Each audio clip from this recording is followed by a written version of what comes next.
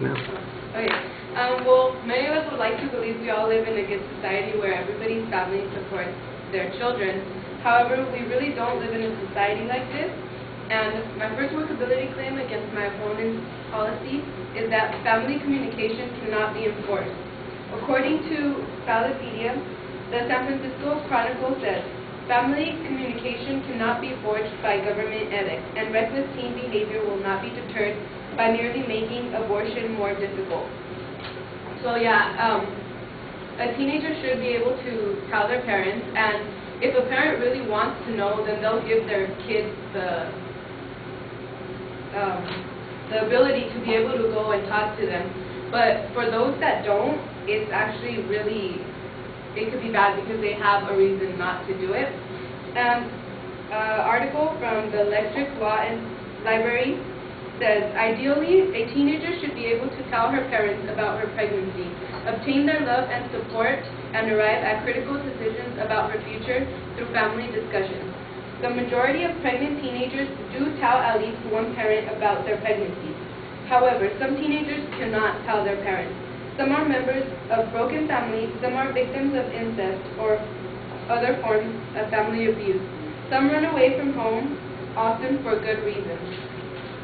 So this leads me to my next workability claim, that if young women are forced to tell their parents instead of seeking an abortion legally, they're going to turn to unsafe and illegal abortions. And this is why the American Academy of Pediatrics, American College of Obstetricians and Gynecologists, the California Academy of Family Physicians, they're all against this policy because these are people who know more about our health than anybody else. And they understand that, like in states surrounding Illinois, there's actually teenage girls who will go to Illinois from neighboring states with stricter rules to get an abortion without having to tell their parents. Okay.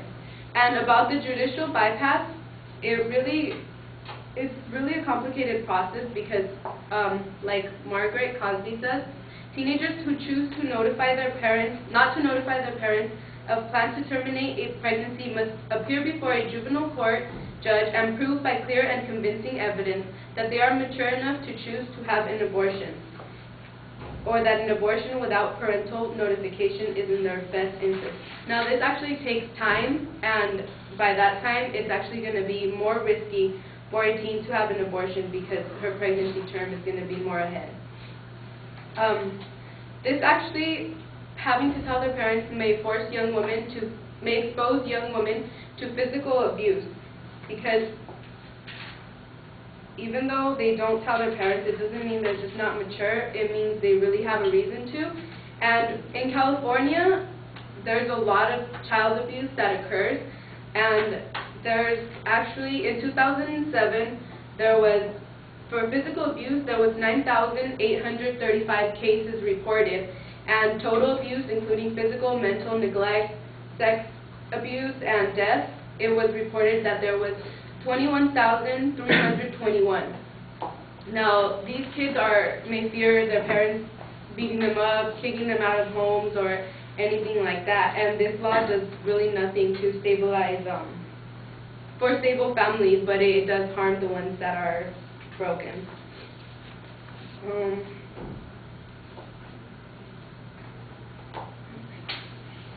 This law may also jeopardize the doctor-patient relationship because we all can talk to our doctors and everything because we know we can trust them and we're entitled to some privacy now. But what if we weren't entitled to privacy and we knew they were going to tell our parents? Then we wouldn't be able to trust them and we wouldn't be able to tell them anything.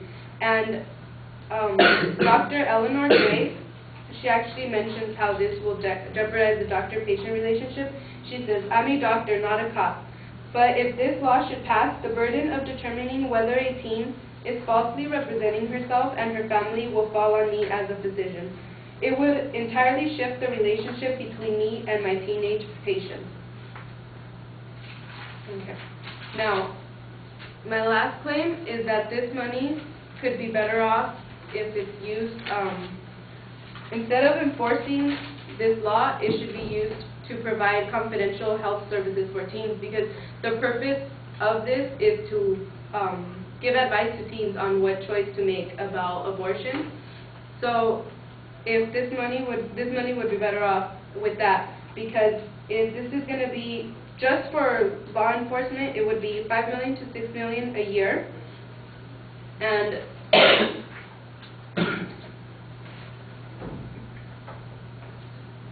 and it would keep minors from being misled into abortions and having one when they weren't even sure if they should have one. It's really more of a waste of money because it doesn't really prevent anything. All it does is just harm the teens who really can't tell their parents.